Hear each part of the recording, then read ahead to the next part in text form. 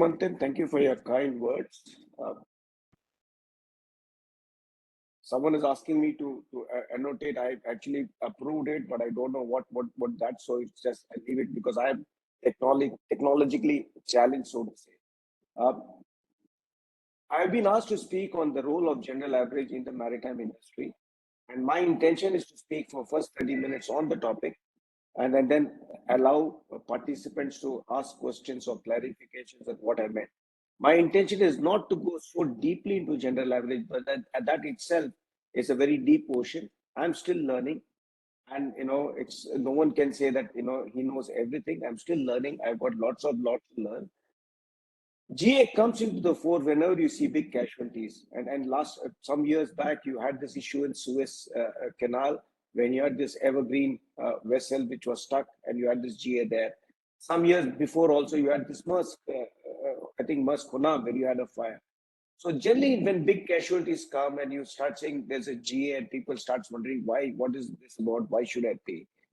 My intention is to look into it, explain you what is the benefit of having GA, why it should be there or why it should not be there, and let participants think about it, and they're interested, look into it more in detail. So this is a university talk. I would assume that most of the candidates or most of the participants are involved in shipping in one way or the other. So it can allow them to focus on this further. Okay, I need to now move on my slide. So why is it not going? Okay. Sorry. I,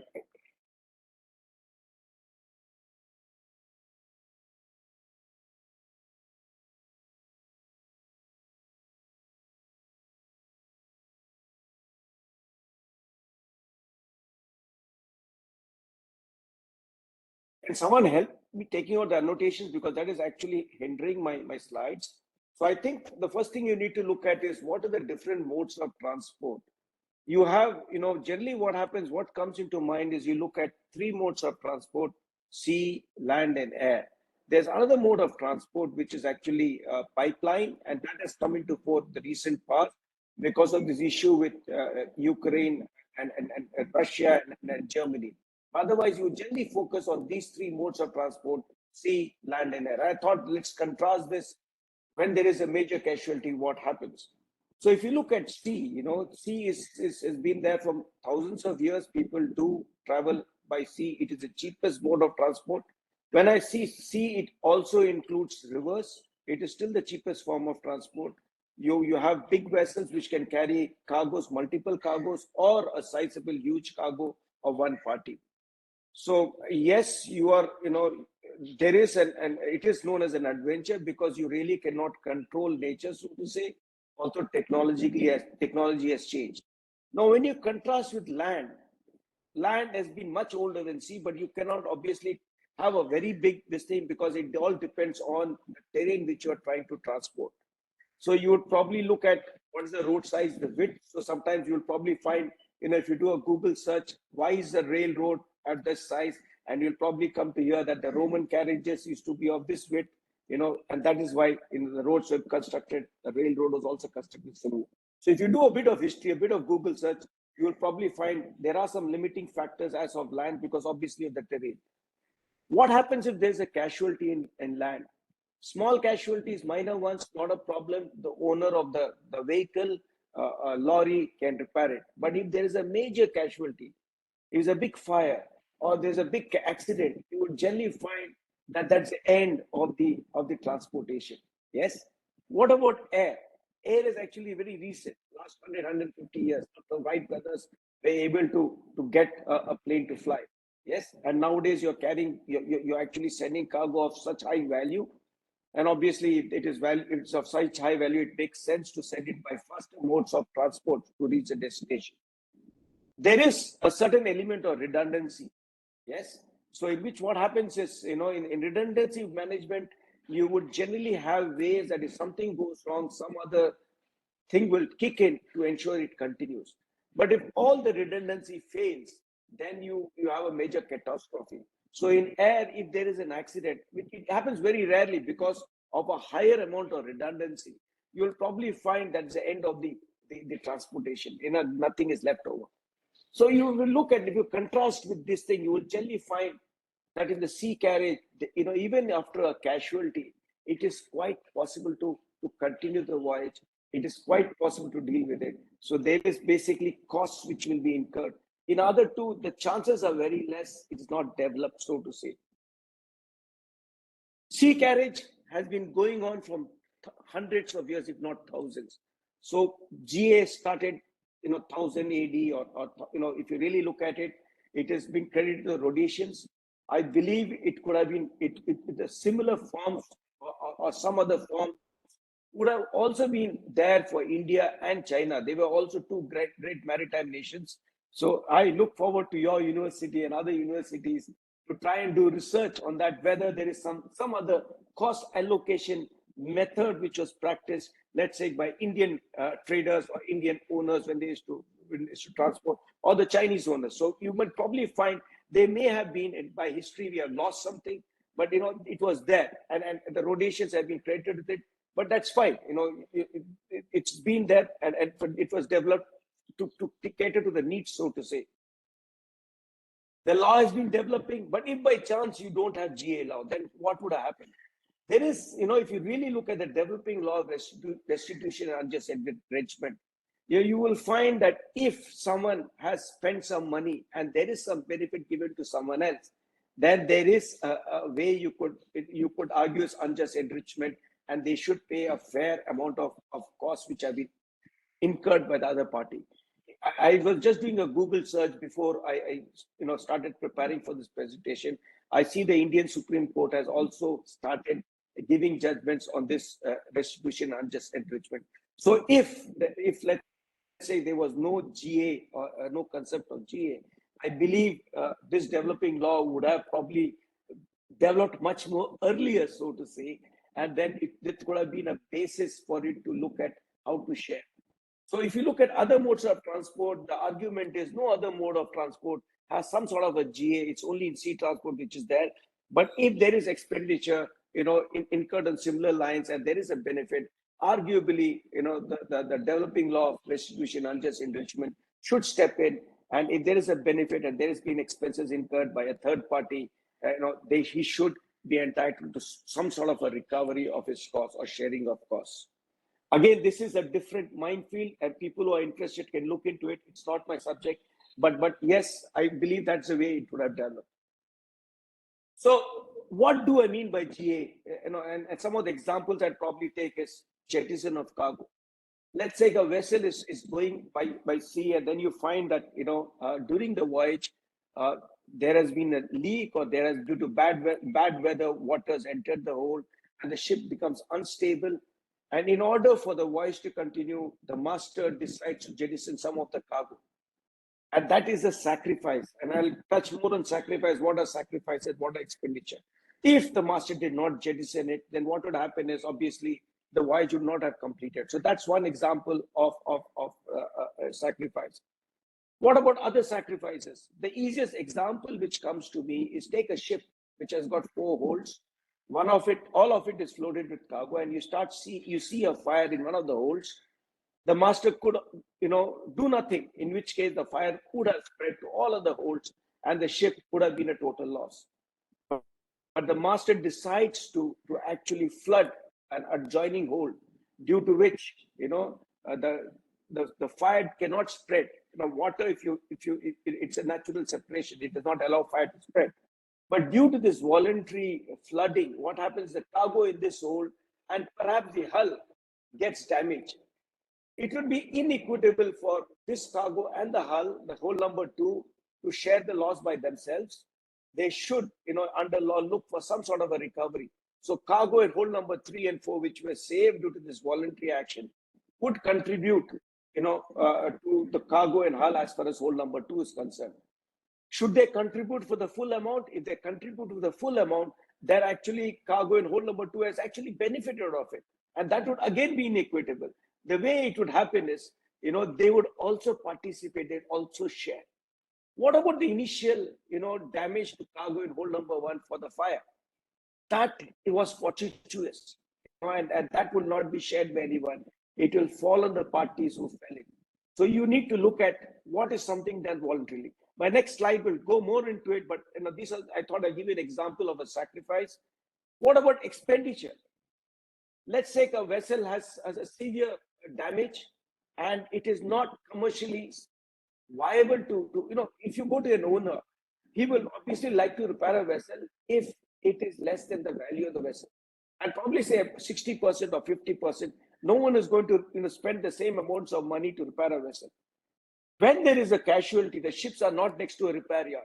So if you have, let's say, a damage off Kandla, yes, near your area, you may not have a repair facility near Kandla. And the vessel would have to be probably taken all the way to China, Japan, Korea, or Singapore for repairs. So there would be costs by actually taking it by towing it. Yes.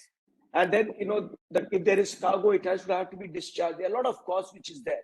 So owners would probably prefer not to actually pursue the repairs because it doesn't make commercial sense.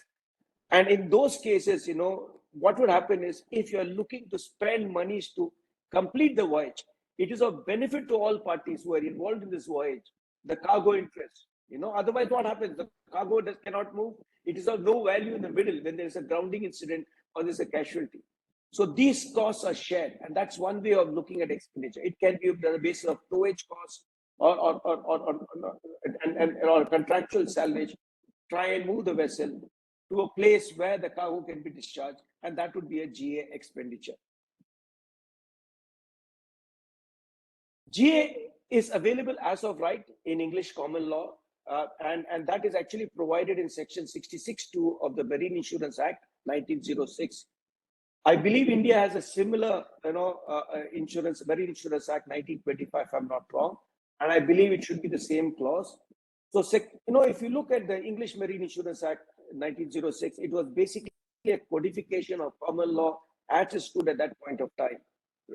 And if it's defined in this act as there is a general average act where any extraordinary sacrifice or expenditure is voluntarily and reasonably incurred in time of peril for the purpose of preserving the property in peril in the common adventure.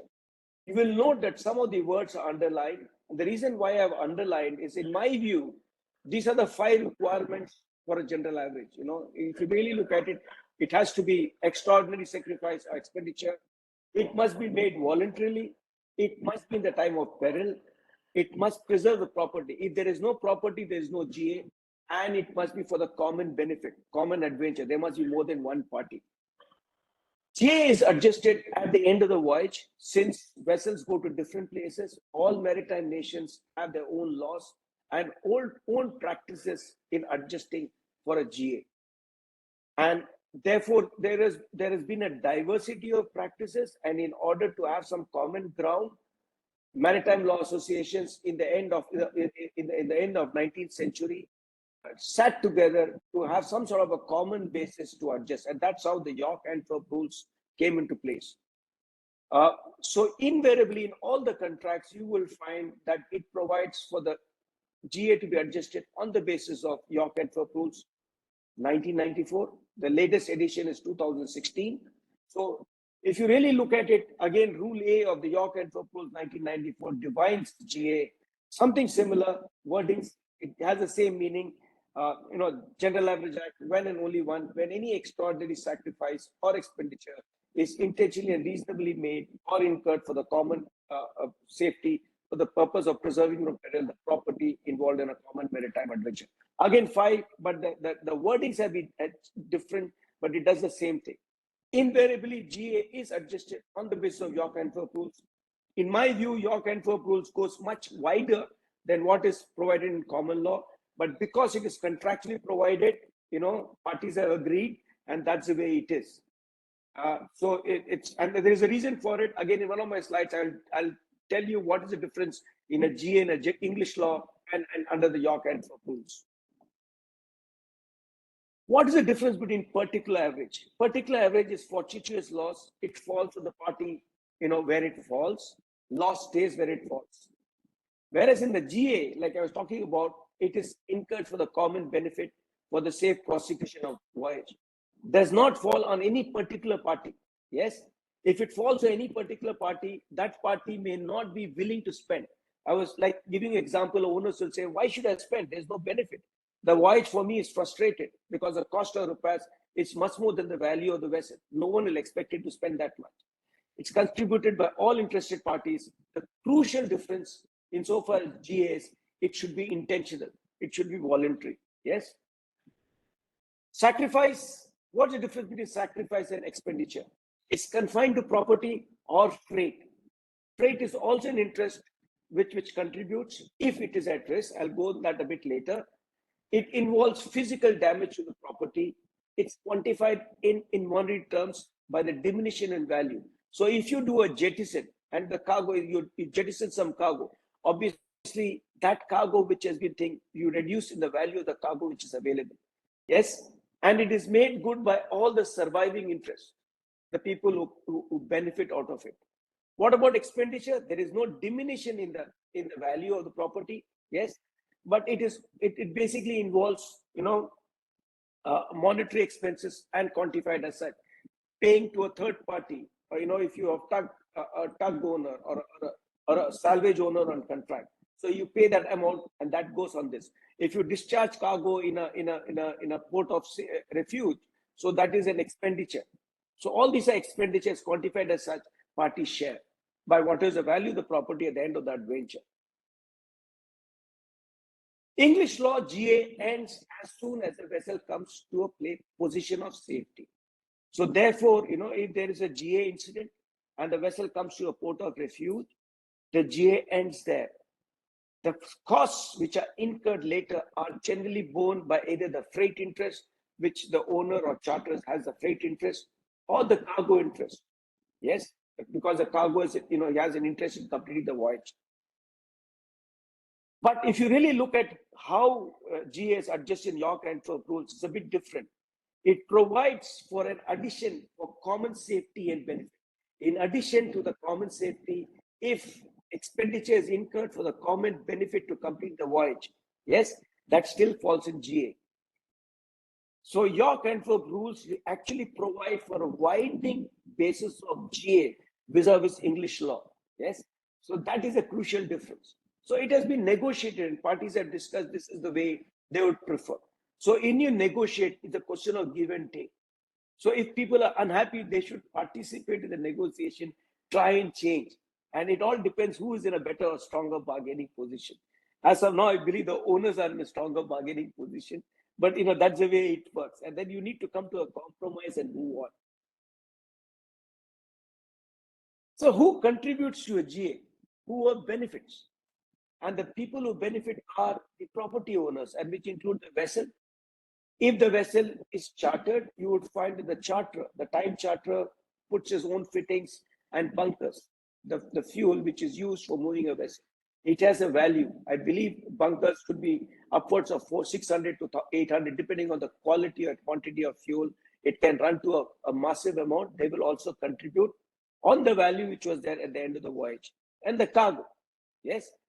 The problem nowadays is the value of cargo has gone significantly, and therefore you would generally find that the proportionate share of cargo interest is much higher than the vessel interest. And that is a concern from the cargo interest that, listen, we are actually bearing a higher burden, so to say. But that is the issue. Freight in dry cargo, generally freight is not at risk, even though freight may be collect basis. What would happen is the contract would provide for freight earned on loading, and therefore freight becomes merged in the value of cargo. Yes, but in the case of tanker vessels, tanker cargo, you may have freight is only earned on right and true delivery, which means that freight is at risk, and therefore they would also contribute to the GA because they also benefit by the completion of voyage. If the voyage is not completed, you don't earn any freight. So you need to look at what is the basis, who benefits out of it. What happens when there is a GA? The owners have a duty to ensure that the people who are sacrificed, the cargo which is sacrificed, or whatever has been sacrificed, should be shared by everyone. The expenditure which has been incurred, and therefore they have a duty to ensure they collect average bonds, and they are collected from the owners of the cargo. In addition, they would require an average guarantee, which is provided by the insurers, who will sign that they will pay the general average, which has been rightfully, found, and it will be, it will be signed by the insurers. In case the cargo is uninsured, they would require a cash deposit. Uh, At this point of time, I thought I also touch on salvage, because you will generally find that general average, it works in tandem with salvage. Salvage, by definition, is without contract. Yes. And you are generally, it can be on a Lloyd's open form, no cure, no pay. So there's not a contract, but what you agree is after the salvage is being performed, you will then decide on the award on the basis of on the parameters which is being decided on the London Salvage Convention and what has been provided in the LO form. When you talk about contractual, sometimes it might be that the salvors are not interested in doing on a LOF, because if there is no saving, they don't get a reward. And therefore, sometimes it may make sense for owners to engage salvors on contract. Rule 6 of York Enfield Rules 1994 allows for these costs to be shared pro rata and GA. Yes, so any contract in the nature of salvage can then be brought into GA. So you have contractual GA salvage, which you will find in Rule 6, it might come through. If there's a pure salvage on the Lloyd's open form, the salvors have an entitlement for security and reward independently, and then they would require a salvage guarantee, which will be also collected separately. The crucial difference between the securities provided to the salvors and the owners for general average is salvage security is provided as soon as the vessel comes to a point of safety. When the vessel comes to a point of safety, salvors will tender the vessel back, say, listen, the vessel has come to a port of refuge, it's in a position of safety, and the salvage ceases there. Whereas in the general average we talked about, it does not cease there, because in York Enfield rules, it ceases on the completion of the voyage. If there are further expenditure which has been incurred for the common benefit, then that still comes under general average. So that's a crucial difference. Salvage, position of safety, general average, completion of adventure. I think at this point of time, I think I've covered what is GA. My intention was not to touch on the various rules. It was to touch what is the role of GA, so to say, in the maritime industry. Basic allocation of extraordinary costs, yes, to deal with major casualties. Concerns are, you see GAs and you find, this another way of owners trying to allocate. It's easily possible to contractually agree to vary it, yes. So, but if you do not have this cost allocation, there might be other issues. So what GA does is serves that when you have such a major casualty, you can allocate these costs to complete that venture. Otherwise, you might find that some parties are not interested in continuing. It might lead a higher loss to the other parties. However, having said that, GA was, the rules were formulated the thought process was formulated many hundreds of years earlier. Things have changed. Might be you may wish to restrict it, and you can have contractual agreements to restrict it. And one of the ways is, your Maritime Law Association should participate whenever the York Enfield rules come for revision, to try and make it more equitable. Yes. And what happens in the internet era, everything is seen. 50, 100 years back, someone had to read it, someone had to analyze it. But the present era, you do a Google, you actually come to know it, and you will have your own view. So the only way is to participate, look at it from an objective view. Sometimes you need to give a compromise. It's fine. But then look at it and every time try and develop it better, refine it. There are potential for changes. I've written quite a bit about it, especially in the container vessels. One of the odd ways is do away. And I did say that if you do away with it, you may open a Pandora's box. You might find that you are worse off than not having it. Yes. Or you could make it restricted by having higher absorption clauses. What do I mean by higher absorption clauses? The hull policy, it is quite possible for the owners to have something known as a small GA clause, which means that any GA to that amount, 1 million, 2 million, or 3 million, if that is a limit provided in the hull policy, that is borne by the hull insurer.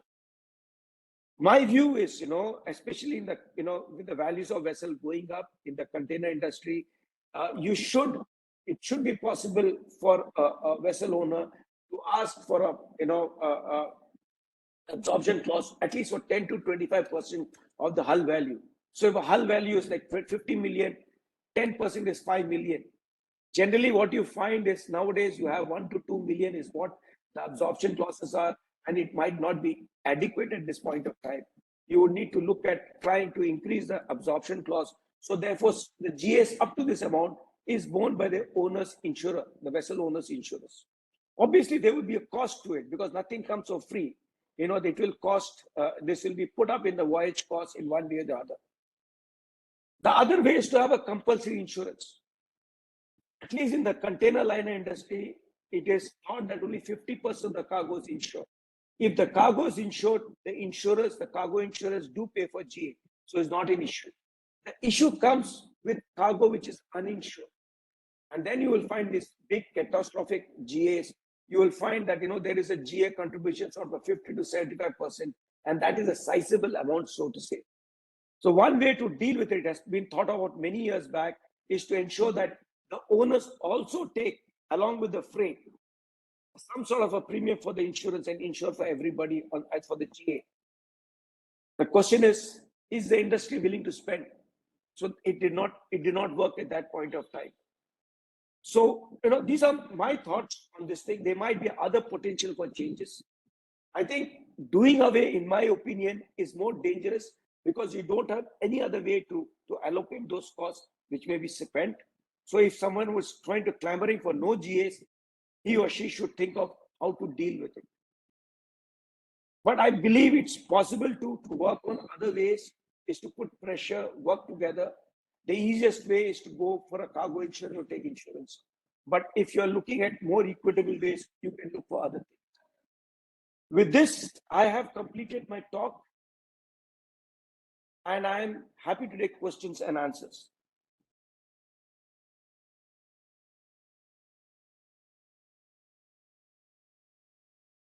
Yes, we request participants to ask their questions. So they can ask by typing in the chat box, and if they want, we can also unmute them. If they want to speak and ask the questions, that is also doable. They can raise their hands and we will unmute them. Do you want me to unshare my presentation in the sense that, it would be much easier for you all than to put the chat function, right? No, it's completely fine, sir. It's fine like this also. But so, Manthan, I think we have a question. Yes, we have a question from our student. Sir, the question is, while jettisoning cargo, is the value of the cargo taken into the account while jettisoning? Well, it's a very good question. The problem is when you look at GA, one of the things as the owner or the master is the father of the voyage. He should have the interest of completing the voyage. He should not look at what the value is. Otherwise, what would happen is if you do not have the primary feature of a general average, you will say, oh, it is my cargo. Let me not throw it. Let me throw someone else's cargo. So the issue is at that point of time, he should look at what is best, whether it's costly or not. That is not the thing. By jettisoning the cargo, can I continue the voyage? That should be the primary intention, not the value, because you will find, why is he jettisoning? To lighten the load. You probably can only jettison cargo which is on top, not on the bottom. Yes. So the intention is not the value. The intention is to complete the voyage, the benefit. If you can't save at all, then there is no GA at all. I hope that answers my question. That question.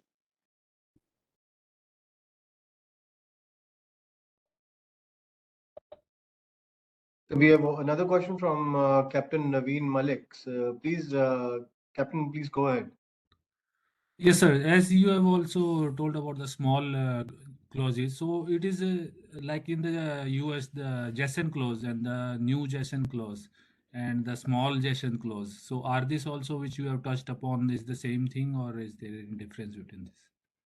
Okay, Jason clause and new Jason clause is a peculiar thing of the US. What happens is, if you look at, general average, owners are entitled to see contributions. See, when you have a general average, you're not looking at who's at fault. You're looking at allocation of costs, so to say. Cargo interests would then try to deny general average, saying that, listen, the vessel was unseaworthy. You need to then look at the Hague or Hague-Bisbee rules, because invariably the contracts would provide or incorporate the Hague or Hague-Bisbee rules either by force of law or by the clause paramount. If you look at Article 4.2a to Q, there are some exceptions which have been provided to the owners. One of them is fault in the navigation or the navigation exclusion, which is provided in 4.2a. And you will find that what will happen is the owners will then try to say, listen, this loss has happened. Yes, my master was negligent, but I have these exclusions which is available. If the cargo interest can find some proof or evidence that the loss happened due to owner's failure to make the vessel seaworthy, yes, then they're able to deny the GA contribution. Now, in the case of USA, what happened is, you cannot use the same tactics of this, because the courts held GA is something separate. You cannot use on the basis of this thing, and therefore, after that, the specific, I forget the name of the vessel in which the case is thing. So they've started having a JSON clause which allows the owners to seek contributions, even if the loss happened due to their fault. Yes, and that's how the JSON clause came. The amended one is new JSON clause. My understanding is, while this clause may be effective insofar as in a charter party situation, it might not be effective in a bill of lading situation. So therefore, cargo interests who do not have a charter party contract may still, under US law, be entitled to avoid it. But if you have a contract which provides for English law and English jurisdiction, then the way GA would be done, you not look at the JSON clause and new JSON clause, because the law has developed a bit differently. When I talked about absorption clauses, I was talking about, GA is still a certain value which is being dealt by the owners themselves. They don't seek, some sort of a contribution from the other parties involved. And therefore, what happens is the angst or the issues which come with the general average. You find, why is the owner trying to seek contributions for completing the voyage? This could be dealt, more than 50% or 60% could be dealt if you have a sufficiently large small GA clause which allows owners to actually insure for it and deal it with themselves. I hope that answers your question.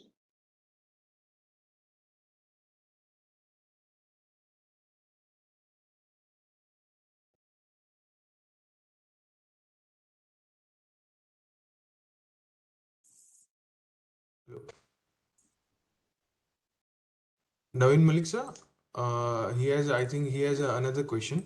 I'll try to unmute you, and now you can go ahead. Yeah, thank you, sir. Thank you for your explanation. Just about the right to contribution. Can you also touch upon the as you said something about right to contribution from the owners?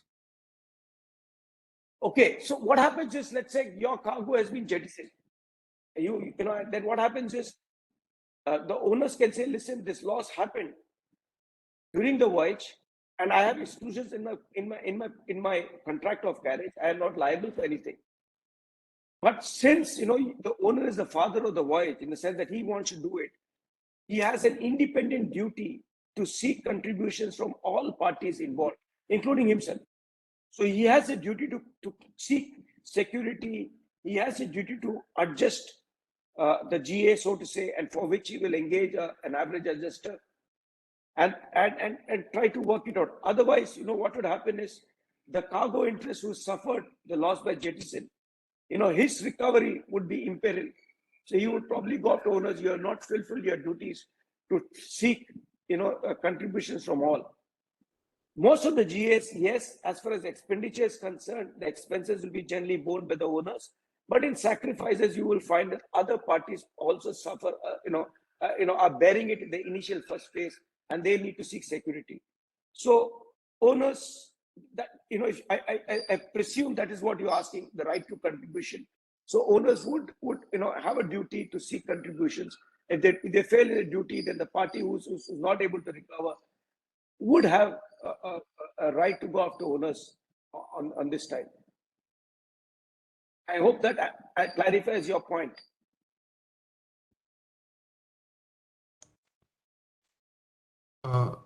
So, we have also another question in the chat box. So, Mohsin Beg is asking, what is the position of time charter at the time of GA? I believe the ship owner should also contribute besides the time charter and cargo owner. Hi, Mr. Beg. I think we have been connected for many, many years in LinkedIn. Yes, the time charterer has an interest. He has some property on board the vessel, which is by way of bunkers and any special fittings for the voyage. If it's a container vessel, he might have his own, container fittings or containers and the bunkers. So the time charterer will contribute for whatever properties on board that vessel. Insofar as the owners are concerned, they will contribute on the value of the hull. So yes, you're absolutely correct that both the owners and the time charterers will contribute to any GA based on their interest on board the vessel at that point of time. Hope that answers your question.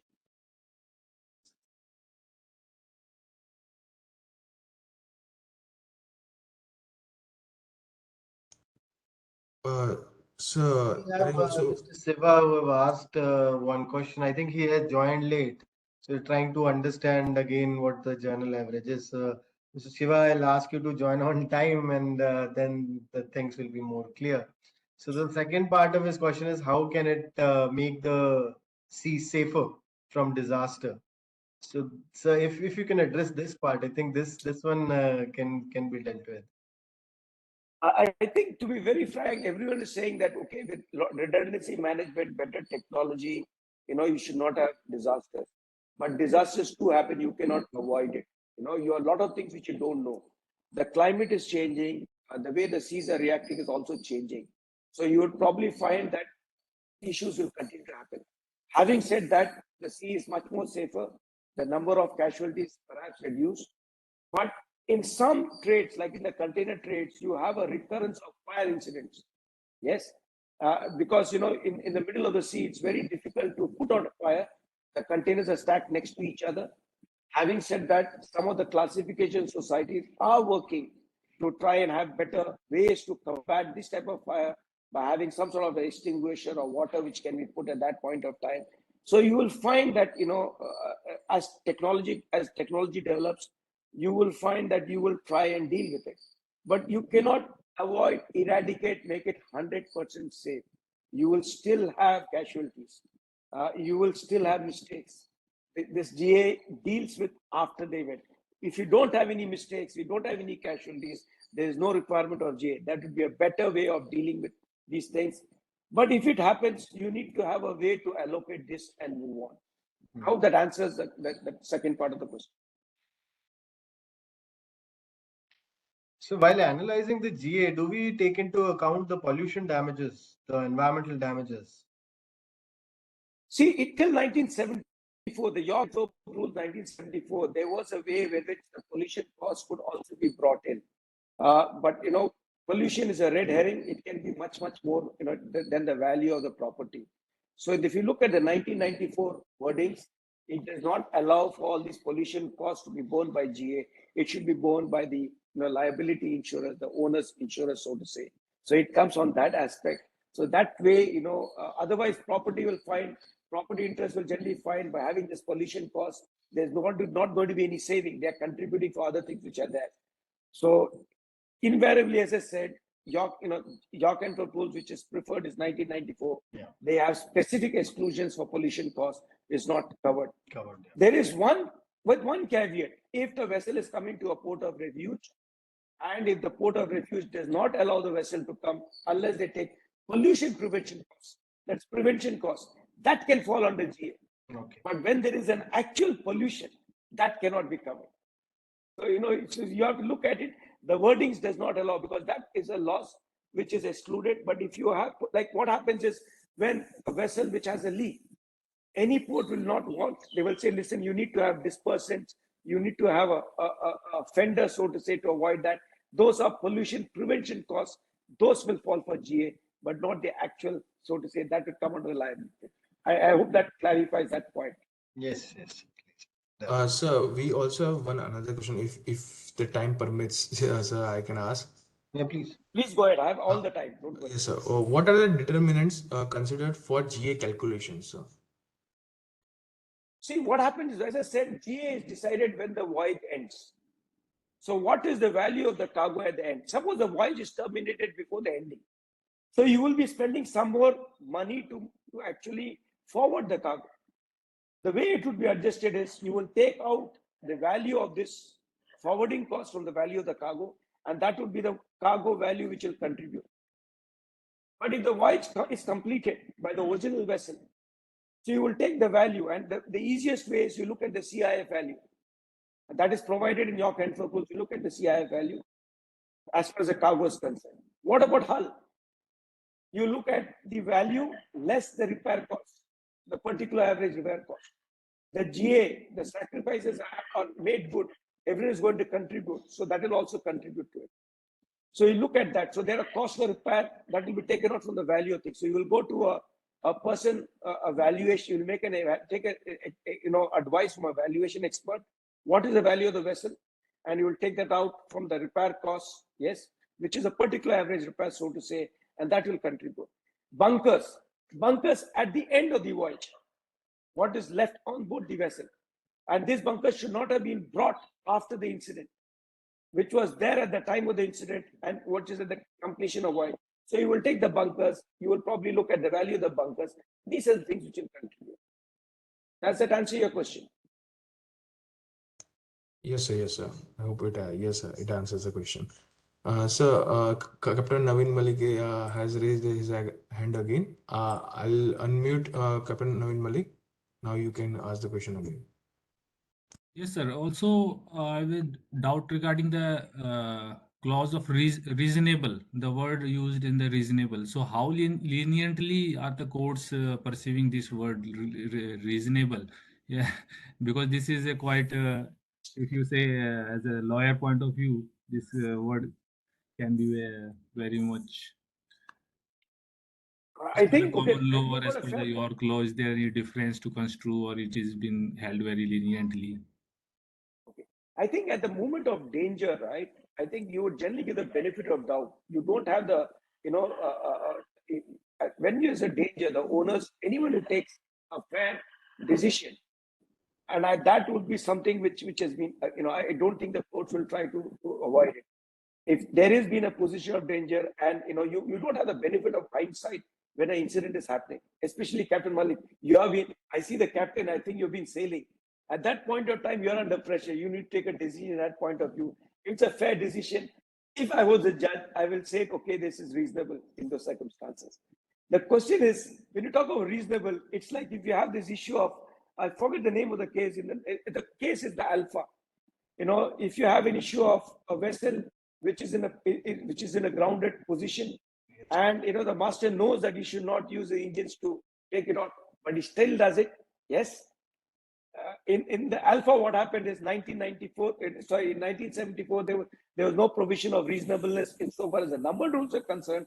The judge allowed it, but the reasonableness came. It was, and you have this, issue of reasonable. The number rules don't have reasonable, so you have a clause paramount which says that it should be reasonable. So now what happens is there is a requirement that it should be reasonable in the circumstances. I think it's a matter of fact. You would go to the judge and argue. Insofar as the GA as a practitioner is concerned, we will just adjust it. We look at it and we let parties fight it about. And like I said, it allows Rule D of the York and Thorpe rules allows parties to deny contribution if they can prove the other parties at fault. So it preserves a right. But yes, you have got a point on this. If it is unreasonable in the circumstances, you need to probably look at it from a very wide perspective, because at that time when there's a casualty, people do not have the benefit of all other things. They do not have benefit of hindsight. They need to deal with it as it is. I hope that answers your question.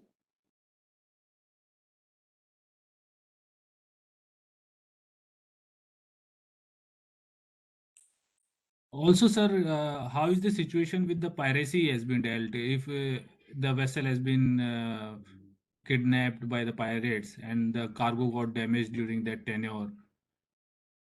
Okay, I think piracy had come into great light for the case the Long Chat. What happened is when you pay a ransom, the benefit, although the pirates try to keep the crew do not contribute to general average because they, in under English law, you cannot put a value to life. Yes. But if there is a property that will contribute to it, but the way to pressurize someone is to take out the crew. The vessel cannot continue with the voyage. But once you pay the ransom, what happens? The voyage can continue. The vessel can reach the destination. Yes, if the vessel does not go forever, the vessel becomes a total loss. Even the cargo can go to the destination. The valuation of the cargo at the end of the adventure. Yes, that means if the cargo is damaged before adventure, it will reduce the value of the cargo. So it will only contribute on the value of the cargo at the termination of adventure. Not, and you will not be on the CIF value. So you generally have a general average surveyor who will inspect the cargo and say, listen, this is the value if parties can agree. Otherwise, you go for an auction sale to determine the value of the cargo at that point of time. Yes. So if there is a damage, further damage during the voyage, during the ransom, due to whatever inherent condition or whatever it is, it decreases the value. So it will only contribute to the value of the cargo at the termination. I hope that answers your question.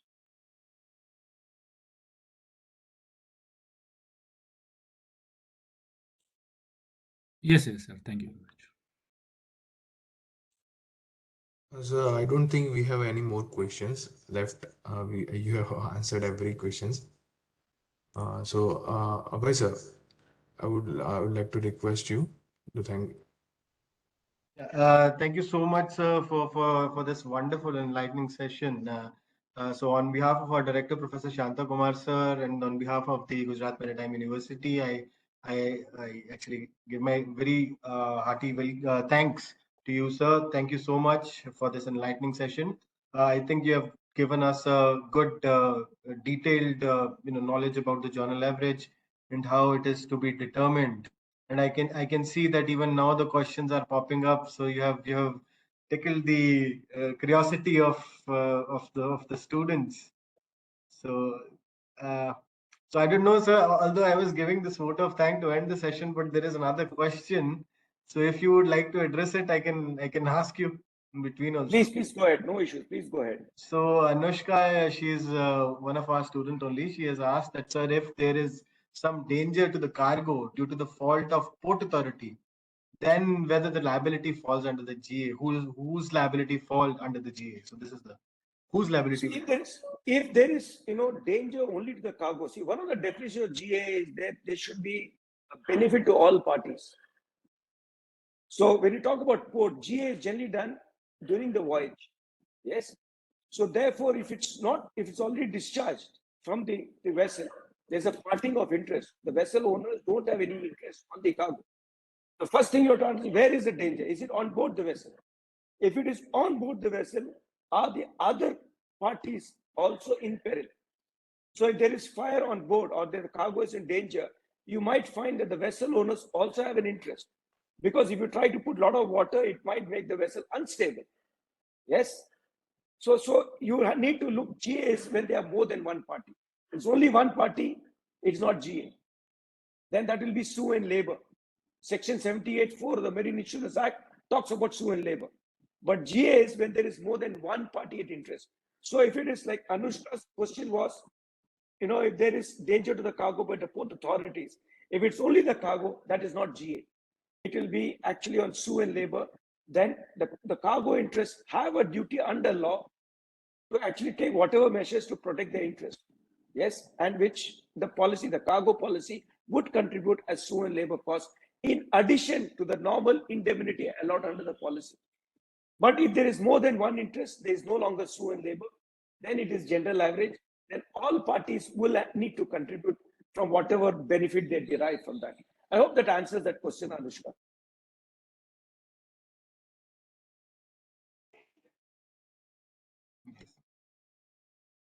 Yeah. So let's check once again if we have any more questions, Manthan, and then I'll move along. Yes, sir. There are no questions in the chat box as well as in Q&A poll as well. So we have wonderful comments only, sir. So we have very good comments in the chat box. That session. I believe this is the live feedback that you're getting in the chat itself. So I cannot give you a better feedback than this one. So thank you for the wonderful session, sir. And we look forward. So hope we can have you at the university as well, if your schedule permits. We would be very happy to invite you here at campus at GMU. Thank you. Thank you. It's been a pleasure speaking. I think more than the feedback, I would be happy if students do some research and perhaps search. We all, if you look at YouTube, people are talking about the past cultural history. We were involved in trade. Look at whether there is, a concept similar to GA or the allocation of cost, because I'm sure we can learn from history, so to say. Thank you for having me. I hope, if I get an opportunity, why not? I'll be happy to come over to your university and speak there. Thank you very much. Thank you so much. Thank you. Thank you, sir. Thank you, sir.